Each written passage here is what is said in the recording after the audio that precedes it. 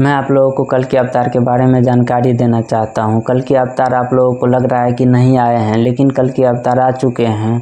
लेकिन कल के अवतार का सिर्फ बाकी है तो बाकी है कल के अवतार के आध्यात्मिक क्रांति का आना। जैसे ही आप लोगों को के बीच में आध्यात्मिक क्रांति लेकर के कल के अवतार पहुँचेंगे, तब आप लोगों के बीच में पूरा आध्यात्मिक जागरूकता बढ़ेगा।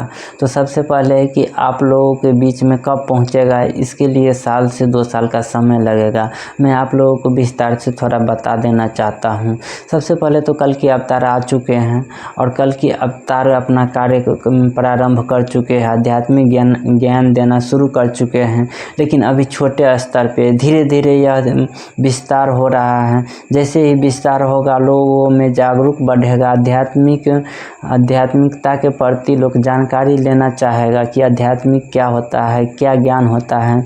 जितना भी साइंस का जो टेक्नोलॉजी है या फिर साइंस ने आविष्कार किया है मनुष्य के बारे में और मनुष्य के शरीर के बारे में अध्ययन किया है, उससे जटिल आध्यात्मिक ज्ञान है।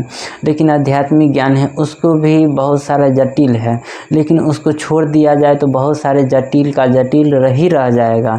लेकिन उसके बारे में धीरे धीरे जानकारी लिया जाए तो वो भी आसान हो जाएगा, और इतना आसान हो जाएगा जो साधारण व्यक्ति भी उसे सीख सकता है। यदि कोई व्यक्ति है जन्म लिया है और उसे कहीं अनजान जगह पे रख दिया जाए, उसे खाने पीने के लिए दिया जाए तो और कोई काम नहीं कराया जाए, कोई शिक्षा नहीं दिया जाए और उसे कह दिया जाए कि खेती करो, तो खेती करना भी उसके लिए पहाड़ सा काम लगेगा। लेकिन उसी व्यक्ति को धीरे धीरे उसे सिखाया जाए तो वह खेती करना भी सीख लेगा और उसे वह काम भी आसान लगेगा।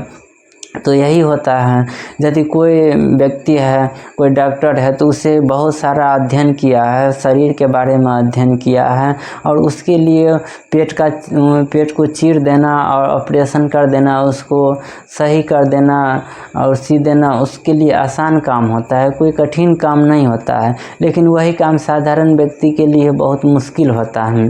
तो हम आप लोगों को जानकारी देना चाहता हूँ कि अध्यात्म तो बहुत मुश्किल है। आजकल कोई भी व्यक्ति ऐसा नहीं है कि अध्यात्म के प्रति ज़्यादा जागरूक है। बहुत कम व्यक्ति ऐसा है कि अध्यात्म के प्रति चाहता है कि हम थोड़ा अध्ययन करें और ज्ञान प्राप्त करें, और मनुष्य का जीवन का जो उद्देश्य है वह कैसा उद्देश्य है उसके बारे में थोड़ा जानकारी प्राप्त करें। ऐसा बहुत कम व्यक्ति है। हाँ, थोड़ा बहुत तो धर्म में सब रुचि रखता है और 10-20 मिनट अपना उसमें लग जाता है, भगवान का नाम ले लेता है, उससे कुछ होता है, थोड़ा पुण्य अर्जित होता है।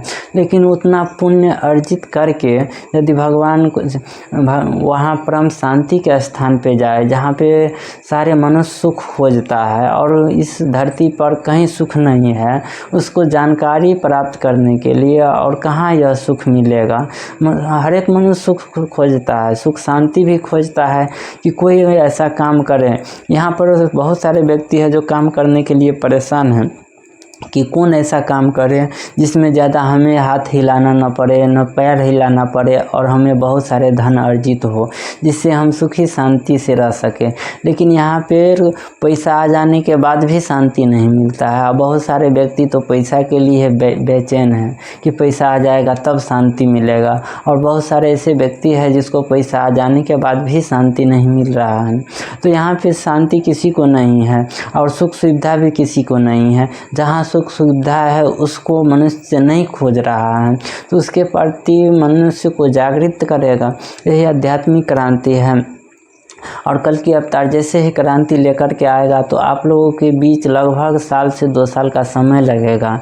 तब पूरे मनुष्य इंडिया के पूरे मनुष्य के पास में धीरे धीरे पहुंच जाएगा। सबसे पहले इंडिया के मनुष्य के ही उसको अध्ययन को प्राप्त करेंगे और उसी के पास पहुंचेंगे। धीरे धीरे विदेश में भी जाएगा, लेकिन विदेश में पहले इंडिया में आध्यात्मिक क्रांति शुरू होगा, तब जाकर के विदेश में शुरू होगा। तो सबसे पहले इंडिया का ही नंबर है। क्योंकि वहाँ का अस्थायी निवासी है, वहाँ का जब भाषा जानते हैं तो इंडिया के व्यक्ति को ज़्यादा वो पहले आकर्षित करेगा। उसके बाद में विदेशों में भी उसका जैसे ही इंडिया में नाम होगा उसके बाद में विदेशों में भी उसको धीरे धीरे उसको जानना शुरू करेगा।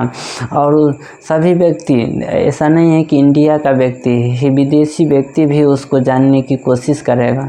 लेकिन इसमें बहुत सारा क्या कहते हैं परिवर्तन भी होगा।